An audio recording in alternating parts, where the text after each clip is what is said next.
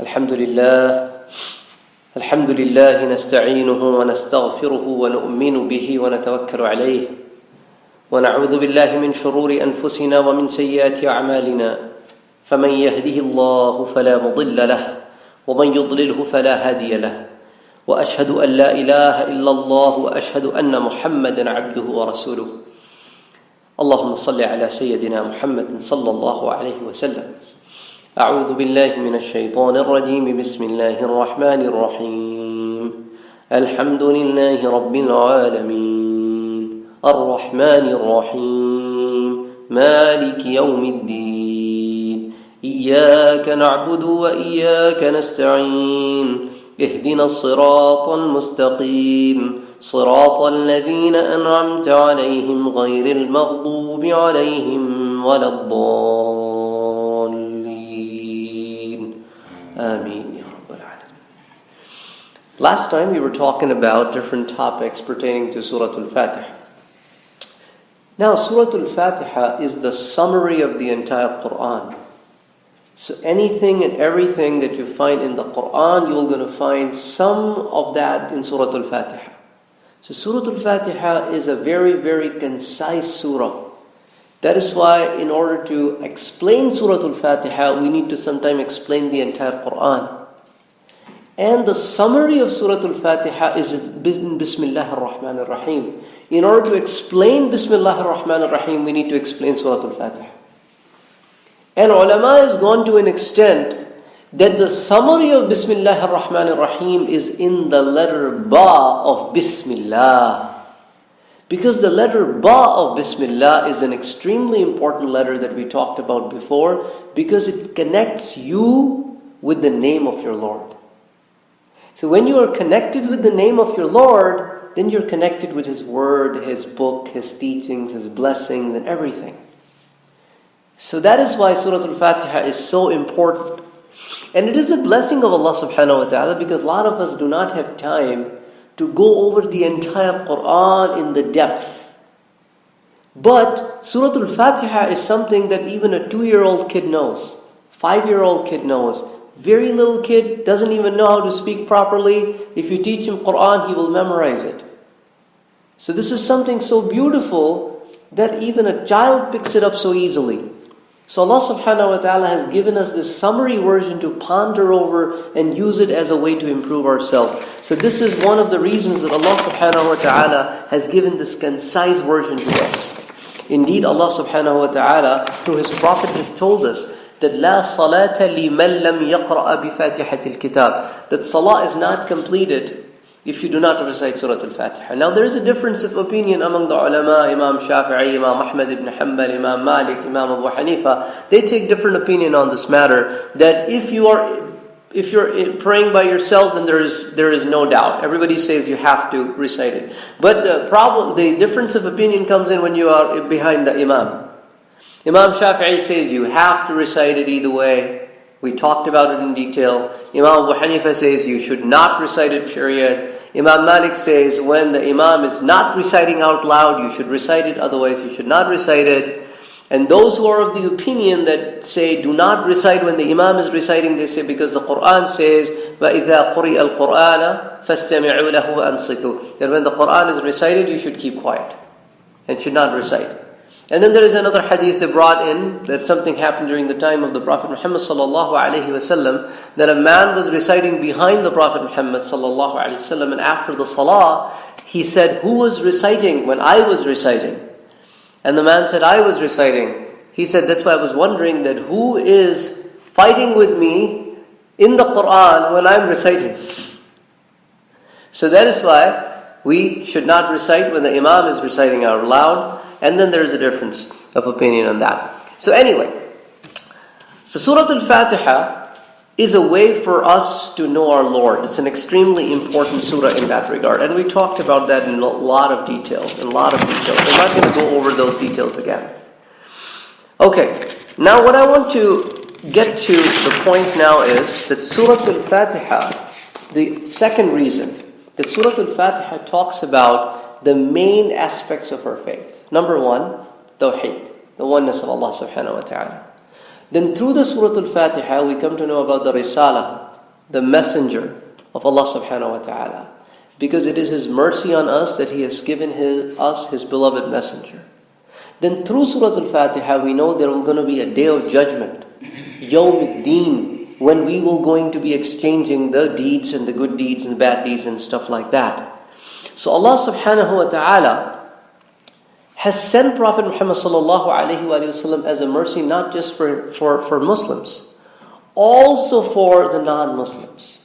Because in the Quran, in Surah Al-Anfal, Allah subhanahu wa ta'ala says, مَا كَانَ اللَّهُ لِيُعَذِّبَهُمْ وَأَنْتَ فِيهِمْ. That Allah subhanahu wa ta'ala will not going to send down His punishment on these people. And who are these people? The disbelievers. As long as Prophet Muhammad sallallahu alayhi wa sallam, you are living among them. So even His presence is a mercy. And Allah subhanahu wa ta'ala has uplifted His wrath in His presence, in the presence of the Prophet Muhammad sallallahu alayhi wa sallam. And then throughout the Quran, Allah subhanahu wa ta'ala has never taken this approach that He will tell us that this is favor of me on you. Never taken that approach. Except for in one place. Constantly Allah subhanahu wa ta'ala says, yeah, I've given you this, I've given you that, I've given you this. But then these kind of words Allah subhanahu wa ta'ala only used once. He said, لَقَدْ مَنَّ اللَّهُ عَلَى الْمُؤْمِنِينَ. This is my favor on you, O believers. Now very specific to believers. This is my favor on you. إِذْ بَعَثَ فِيهِمْ رَسُولًا مِّنْ أَنفُسِهِمْ. That I have given you a prophet from among you. That His presence and His sending was Allah's greatest favor on the entire humanity by giving us His beloved Prophet sallallahu alaihi wasallam. Then of course, as I talk about that there is a concept of the Day of Judgment, and Allah subhanahu wa ta'ala has said, you should not associate anybody with me. Now where exactly does Allah subhanahu wa ta'ala says in Surah al Fatiha, you should not associate anybody with me? Now Allah subhanahu wa ta'ala introduces Himself, and right after Maliki Yawmiddin, He uses the word Iyaka. Notice, the Ya sound comes twice. Iyaka. Whenever the sound comes more than once, as I said last time, there is a double emphasis on the statement. Iyaka na'budu. It is only I that you should worship. Wa iyyaka nasta'in. And it is only I that you should ask help from. So when Allah subhanahu wa ta'ala says, it is only I, that means everybody else is excluded.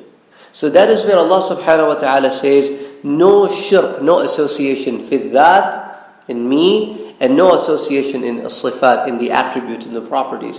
Because that was the biggest problem with the people of Makkah, that they said Allah subhanahu wa ta'ala is there. However, we go to Allah subhanahu wa ta'ala through the idol. So He said, no, you do not need to do that. That is why, in order for you to believe, it's a two-step process. La ilaha illallah, there is no God but Allah, and Muhammad Rasulullah, and Muhammad is the messenger of Allah. Until and unless you come with both of these statements, your faith is not complete. Because there are people around who only say La ilaha illallah, but do not say Muhammad Rasulullah. Their faith is not complete, according to the principles that Allah subhanahu wa ta'ala has given us. Now in the Quran, in Surah al Fatiha, the third reason that it is a summary of the Quran, because it talks about 8 principles. One is the health of your belief. Second thing is the purity of your intention. Third thing is accountability. Fourth thing is the knowledge of your destination. Where do you need to go? Fifth thing is you have to be steadfast. Sixth thing is you have to believe in your success. Step 7 is you must know the right from wrong. And the last step is stay away from bad people. If you notice the translation of Surah al Fatiha, you are going to find all these 8 principles there. That Allah subhanahu wa ta'ala is saying that you should have a very, very solid belief in me and me alone.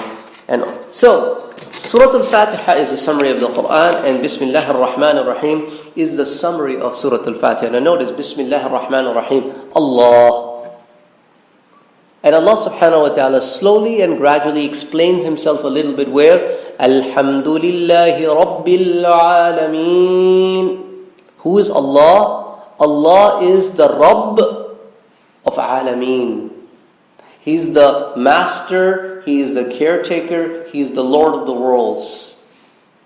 Then Ar-Rahman, Ar-Rahim is also in Bismillah and is also in Surah al Fatiha. But then Allah subhanahu wa ta'ala explains Himself. Yes, I am Ar-Rahman and Ar-Rahim. That is why I have the right that you have to be responsible for answering my questions on the Day of Judgment. Since I am the Lord, Ar-Rahman, Ar-Rahim, that is why Iyaka na'budu wa Iyaka nasta'in. Only worship me and only ask help from me. And ask guidance from me, and I shall guide you. So that is in short the Surah al Fatiha and Bismillah being summary. Now let's talk about the tenets of faith as they are found in Surah al Fatiha, the pillars of faith, the Arkan al-Islam. And there are 6 of them. One is Iman Billah. You have to have a belief in Allah subhanahu wa ta'ala. And we're going to go into which places in Surah al Fatiha you find this concept. Iman bil Risala, having a faith in the prophethood. Iman bil Akhirah, having a faith that on the Day of Judgment you are responsible for answering the question, and there's going to be a Day of Judgment, there's going to be a hell and a heaven. Iman bil Kitab, or having the belief that Allah subhanahu wa ta'ala has sent down books and we believe in them. And Iman bil Malaika, and we believe in the angels of Allah subhanahu wa ta'ala. And Iman bil Qadr, and believe in the destiny, in the Qadr. Now here, we need to also understand in the Quran, Allah subhanahu wa ta'ala has used the word al-bir. Now, bir in Arabic language is the highest degree of good deed that you can do. So Allah subhanahu wa ta'ala says, وَلَكِنَّ الْبِرَّ مَنْ آمَنَ بِاللَّهِ وَالْيَوْمِ الْآخِرِ. In this ayah, Allah subhanahu wa ta'ala talks about the belief system pillars. The greatest good deed is having faith in Allah subhanahu wa ta'ala, the Day of Judgment, wal malaika and the angels, wal kitab and the book, and an-nabiyyin and the prophets. That's the greatest good, to have your belief system. And Allah subhanahu wa ta'ala in another ayah in Surah An-Nisa, the first one was from Surah Al-Baqarah, the second one is in Surah An-Nisa. Allah subhanahu wa ta'ala says, وَمَنْ يَكْفُرْ, anyone who disbelieves billahi wa malaikatihi wa kutubihi wa rusulihi wal yawm al-akhir. In these 5 principles, anybody who does not believe, فَقَدْ ضَلَّ ضَلَالًا بَعِيدًا, that person has long gone from the straight path. So these are the principles of this faith. Now, Allah subhanahu wa ta'ala says that yes, you have to believe in me. What about bir risalah?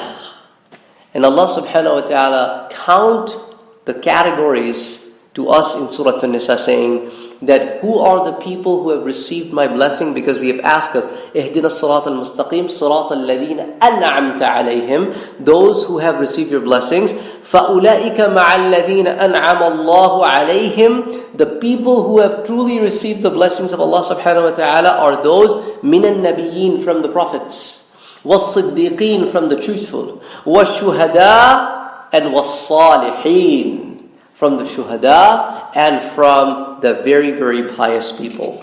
Similarly, Allah subhanahu wa ta'ala says that you must have a belief that there will going to be a Day of Judgment, like Maliki Yawmiddin, and then Iman bil Kitab, and all the books of Allah subhanahu wa ta'ala, as Allah subhanahu wa ta'ala expressed in another surah, إِنَّ هَذَا لَفِي الصُّحُفِ الْأُولَى, that whatever message has been given to you, O people, O believers, and Prophet Muhammad sallallahu alaihi wasallam, similar kind of message has come in Suhuf al-Ula, the books prior to you, the scriptures prior to you, Suhufi Ibrahim wa Musa, and the likes of the books of Ibrahim and the book of Moses.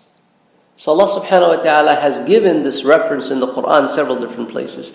Iman bil Malaika, now why is that important? The problem is in these times people are so rational, they have this scientific approach. So sorry to say that certain Muslims who have written books, they have done this tremendous job of painting the picture of Malaika wrong. This is how they've explained it because of their scientific fallback. They've explained that Malaika are nothing but energies in the physical world. They don't exist as physical, and this is what they've explained, which is totally wrong. Because if it's an energy, then how can an energy reveal a book? How can energy come in the form of a human? How can energy take person from one place to another? And can energy communicate with you? Can energy understand you? Can energy talk back? Can energy do certain things which malaika do? No. Energy is not even accountable and responsible.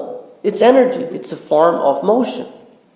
So this is where they've gone a little wrong, thinking that it's a form of an energy in the physical world, which is totally against the principles of the Islamic faith. Now, where did they get this idea? The problem is, a lot of the people look at the books of science. They look at the book of medical, look at the book of philosophy, and they start solving the faith issues on the principles of medical science or in the principle of science. Now think about it. You cannot solve medical problems and engineering principles. You can't. And you will never do that. Then how come you're solving spiritual problems through a non-spiritual source? Now, let me explain to you what exactly is science. The science definition is, it's a study of structure and behavior of physical and natural world. It's a study. So you are trying to understand. It's your study. You can only study as much as enhancements and advancements you have made. It's the study of structure and behavior of physical and natural world through two things: observation and experiment. And we all know that observation is never 100%. And experiments are never 100%. If experiments were always 100%, then one experiment would be more than sufficient for any problem. But it is never the case. People experiment and then experiment and then come up with the conclusion that these are my findings. Somebody else come up and say, no, I think you have not used all the possible variables. If you change this variable, now experiment gives this result, so I think your findings are not correct. So it's not 100% there. 80% of it is based on certain parameters which are fixed. It's all assumption based. So if it is so assumption based, how can you build your entire spirituality building on such a thing which is not concrete? So that's where they go wrong. The second problem that happens in this process is people leave the books of hadith and try to give you explanation of Quran only from the Quran. Only from the Quran. Because of their either lack of knowledge in hadith, which they do not want to admit, or they do not want to go in hadith for whatever reason. They totally lack in that area. They would probably consult maybe a few handful of books of hadith if they would really like to go in it. They don't go deep down in it. They don't try to look for more information. As a result, because of their lack of knowledge, they give us very limited information. That could also mislead people. So that's another thing I wanted to bring forth, that's why you may find some distorted explanation of malaika written by some Muslims, unfortunately. But that's the whole reason behind their research process. The last thing, Iman bil Qadr, destiny. Now this is also a very, very important concept, because a misunderstanding in this concept resulted in two different branches of Muslims which were both away from the right path. One were called Qadriya and one were called Jabriya. The Qadriya were of the view, and these were Muslims from the earlier times, and Qadriya were of the view that whatever happens, it is by my will, and I have 100% control on it. Allah subhanahu wa ta'ala plays no role in it. That's what it's like. I am responsible and I am the doer. I am the mean and I am the creator of whatever I do. Jabriya says that no, I have nothing to do with whatever I do, and I have no will involved. Everything is forced upon me.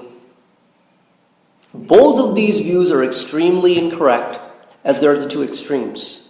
Now, what is the viewpoint of a true believer? A true believer says that Allah subhanahu wa ta'ala is the creator, but I am the means by which actions take place. I am the means by which actions take place. That is why I am responsible for the actions that I've taken place, and I have to answer the questions of the actions that I've taken place, because if everything was forced on me, then why am I being asked the questions? If Allah subhanahu wa ta'ala has given me totally free will and nothing to do with anything I do, then why is He asking me any questions? Because He Himself gave me a total free will. So that is why both of these areas went outside of the bounds of faith and were totally misguided. So Jabriya, which were basically the determinism, was the form that was Jabriya. That, that everything has been forced on me by Allah subhanahu wa ta'ala, and whatever sins I do, I'm not responsible because they were forced on me. So they don't take any responsibility of anything they do. So these are some of the distortions that happen. So that is why if you are reading some of the classical work, you may have to be a little careful as to whose work you're reading, since you're not reading any of these works. Anyway, coming down to the last packet of the day, which talks about that how Surah al Fatiha builds up our personality. It takes us through the 7 stages of personality building. One of the stages is the brotherhood. Now, this is a very, very misunderstood subject, again, in these times. If you look at the life of the Prophet Muhammad sallallahu alaihi wasallam, he never taught it the way we have been explained and we practice. By brotherhood, it never meant only Muslims. It never meant that. If that would have been the case, then Prophet Muhammad sallallahu alaihi wasallam would never have been called Rahmatan lil Alameen, that you are the mercy for everybody. If that would have been the case, Allah subhanahu wa ta'ala have never started His book by saying, I am Rabbul Alameen, I am the Lord of the worlds, and Ar-Rahman Ar-Rahim, I'm Ar-Rahman Ar-Rahim, I'm Rahman for everybody. So when He is introducing Himself in such a fashion to us, and we believe in it, that Allah subhanahu wa ta'ala, you give us unconditionally, that means as a believer it is our responsibility to pay back to the society unconditionally, irrespective of people's faith, creed, color, caste. Whenever there is a problem, we should go out and help that individual. It does not has to be, we will only going to help Muslims. Because that's against the prophetic way. So whenever somebody would approach Prophet Muhammad sallallahu alaihi wasallam that I am in need, he would help that person. He wouldn't just help Muslims. And He was so extremely kind and merciful even to the people who were the captives of war. One of the companions went on, just a handful of them, small group, went on an acquisition. They were not able to have any fight in the acquisition. On their way back, they found this person who was a non-believer. He was sleeping under a tree. They captured him and they brought him to Medina. And they brought him to Prophet Muhammad sallallahu alaihi wasallam and said, we got this guy. We got this person and we would like this person to be kept as a slave in Medina. Prophet Muhammad looked at that person and then asked the general of the small group, the commander of the small group, do you have any idea who have you gotten? He said, I don't know. The guy was sleeping. He's a disbeliever. He was close to where we were, so we thought he's one of them, and we got him. He said, this is Thamamat ibn Athal. This guy is the leader of Banu Hanafiya tribe. And he has close to 4,000 people on his back as regular armed soldiers to go out in the field and fight. 4,000 was a huge number for the people of Medina when, if you remember, in the Battle of Badr, they only had 313, and in the Battle of Uhud, they had 1,000 people, and they had less than 1,000 people in the Battle of Ditch. Unless the conquest of Makkah took place, their number never went past a few thousand. 4,000 just behind this one man. But then Prophet Muhammad ﷺ said, since you've gotten him as a slave, as a war captive, so make him sit outside the masjid. Okay. So made him sit outside the masjid. So he stayed there for a day, and the Prophet Muhammad went past him and asked him, Thamama, would you like to accept Islam? I would like to present to you the Islam, and I want you to believe in that there is one God, and He's the only one to be worshipped. Stop worshipping idols, and I'm the Prophet of God. And Thamamat ibn Athal responded to Prophet Muhammad in 3 statements. Now this is the communication at the chief's level. This was extremely important to be an effective communicator. He said, "In taqtul la damin." If you want to kill me, kill me. But don't think that my blood will going to go to waste. I am a chief of a tribe. They will come and attack and will take my revenge. Very small words. It doesn't go in that much detail. But this is how the chiefs used to talk. Very coded words. That's the beauty of the language. In taqtul la damin. In ta'fu fa'fu an shakirin. If you let go me, if you forgive me, I am a chief of a tribe. I'll be thankful. I'll bestow you with gifts and honor. In tatlub, fatlub ma shi't. If you need anything, ask. I'm the chief of a tribe. I'll get you. Prophet Muhammad ﷺ said, that's okay. And he went inside the masjid. Second day asked the same question, same response. Third day asked the same question, same response. Then he said to his companions, let the man go free.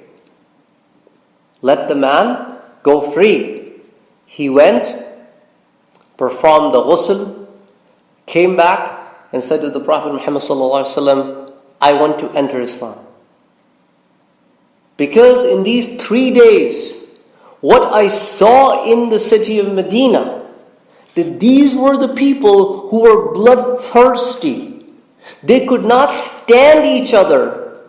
And look at the atmosphere of the city of Medina has completely changed. These are the same people who now stand right next to each other, play one Lord, accept you as one leader, which was never the case in Medina. They always were fighting among each other. And these are the people from Makkah, so arrogant, would not take anybody equal to them, and now have taken the people of Medina as their brothers. This is a complete change in few years. I have understood that this has to be the right religion. And he said, Prophet said, why did you not accept it earlier? He said, because I wanted to accept as a free man. I'm a chief. I did not want anybody to think that I was under pressure. So this is the message that he came with. Mercy and peace and brotherhood and love to everybody. That's why in the Battle of Badr, when 70 men from the people of Quraysh were captured and they were all died very hardly, the Prophet could not sleep all night long. His eyes were red. And the Sahaba said, what was the matter, Ya Rasulullah? He said, all night I heard the cries of my uncle Abbas. You guys have put such a hard tie on his hands, he's an old man, that he couldn't sleep. And he couldn't sleep, so I could not sleep. He said, Ya Rasulullah, if you want, we can lose it. He said, okay, but don't just loosen up Abbas, loosen up everybody. Subhanallah. So this is the mercy that he came up with. That is what Allah subhanahu wa ta'ala is trying to tell us. If you really truly believe in me, that I am Ar-Rahman, Ar-Rahim, you have to reflect that. Otherwise, accept it, that Allah, I'm still trying to believe. And this is another problem that we have with some of the so-called scholars in the Muslim Ummah, who try to constantly inject and pollute the mind of people with the narrow-headedness that only support your group. You are the only right people. Everybody else has problems and mistakes, and we are the only true people. So through hate, they pollute the heads of their individuals. So all these 500 groups, they all hate each other. They all say Ar-Rahman Ar-Rahim. They all say that Prophet Muhammad sallallahu alaihi wasallam is rahmatul lil alameen, but they do not want to reflect the rahmah on themselves. They only want to preach the rahmah but not practice the rahmah. Now you have to understand it from the lives of the companions. that when the Muslims of Makkah started migrating to Ethiopia, as they were leaving Makkah, and Abu Bakr radiallahu ta'ala anhu was among the few people who were left behind. So one day, he also packed. And he said, I will going to leave Makkah and fly out to Ethiopia because this place is not worthy of living anymore. So now on his way, he met the chief of Ahabish, Abu Daghna. He said, Abu Bakr, where are you going? He said, I am going away from this city. And that guy is a non-believer. He is a polytheist. He's friends of the tribes of Makkah. He's not a Meccan. He's friends of the tribes of Makkah. He said, Abu Bakr, you cannot leave Makkah. He said, how come? He said, because there is nobody like you in Makkah. You're extremely kind, humble, gentle, loving. I can't let you go. If you really need protection, I will protect you. So he brought Abu Bakr in the Makkah. He stood in front of the Kaaba and said, Abu Bakr is in my protection. So this is the kind of behavior Prophet Muhammad sallallahu alayhi wa alihi wa sallam wanted to express. That yes, there's going to be a brotherhood among yourself. So when in Medina he made brothers among the Muslims, and he also did that in Makkah. In Makkah, whenever somebody would accept Islam, he would pair a poor man with somewhat stable man. Or sometimes a stable man would have multiple poor men to not only financially sustain them, but also to morally and ethically and in the tribal system protect them. So there was a brotherhood system going on in Makkah, but it's not the kind of brotherhood system that was in a free market in Medina. So Prophet Muhammad sallallahu alayhi wa sallam literally lived up to the example that if you do not do this, then you're reflecting upon the hypocrisy. You should not have two different faces. That you show one face to a Muslim and a different face to a non-Muslim.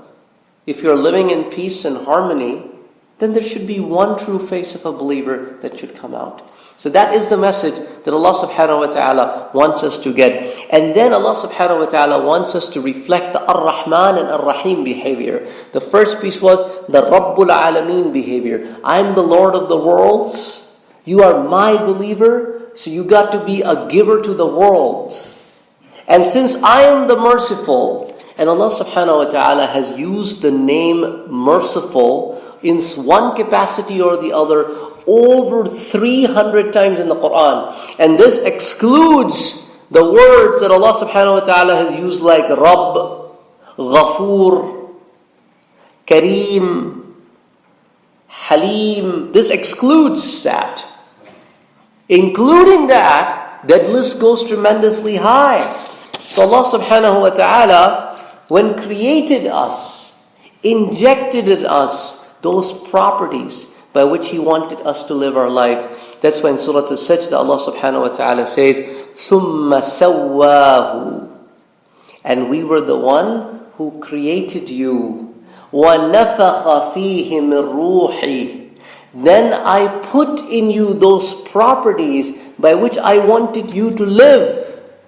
Those properties of mine I wanted to reflect in you. So that is why I put from my ruh in you.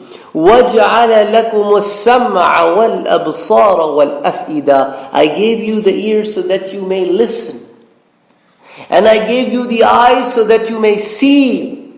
And I gave you the heart so that you may reflect. So Allah subhanahu wa ta'ala has given these properties to us so that we may come out as individuals and not as robots or idols that have been put in a streamlined factory process, and somebody has polluted our mind with some information, and we go out and show anger. Why are we so angry people? If you look at it as a group, Muslims are very angry people. We like debating in a non-productive manner. If the other person is not willing to listen to us or is of a different opinion, we start fighting with that person. To an extent of giving the fatwa to kill him. Why? The Prophet was not that way. Sahaba had disputes But that did not mean they would start killing each other. Then during the times of Prophet Muhammad, they had some problems. So they would come to the Prophet Muhammad to get those things resolved. So Allah subhanahu wa ta'ala wants us to be individuals who are merciful, who are kind. And here I would like to share a story of one of the sheikhs in India, Pakistan area. His name was Ahmad Hussain Madani. One day he was traveling in the train. And in front of him, so he's sitting on this side of the train and right across the alley, a reporter was sitting, and this is like early 1900, I'm talking about, almost 100 years ago. And the reporter did not like Ahmad Hussain Madani, but never saw him before. And he's constantly bad-mouthing him. Doesn't know that he's sitting right next. And then he bad-mouthed him, and he said, "Oh my God, what's wrong with this train system? They keep such filthy washrooms here that you can't even use it." Ahmad Hussain Madani stood up, went and cleaned the restroom, came back and said to this man, "The washrooms are clean, you can use them." He went, used it, came back and said to his people, "See, this is the character of a Muslim."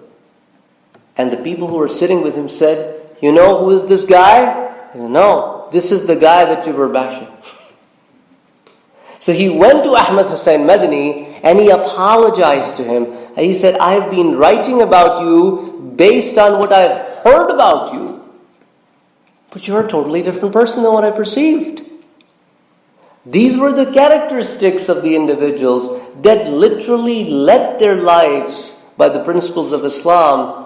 That these were the people that they would sit and eat their breakfast. There's another story about him that usually people would not sit with the people of the lowest caste, the people who are cleaning the sewages. A lot of the people would not. But one day he was eating his breakfast and he noticed this guy is cleaning. He calls upon him and he says, "Sit with me and have breakfast with me." And he made sure that the guy ate stomach full before he ate himself. And back home when these guys work in these areas, 100 years ago, you can't sit with them. They smell horrible. They smell like gutters. And then he gave them some food to take home to feed his family.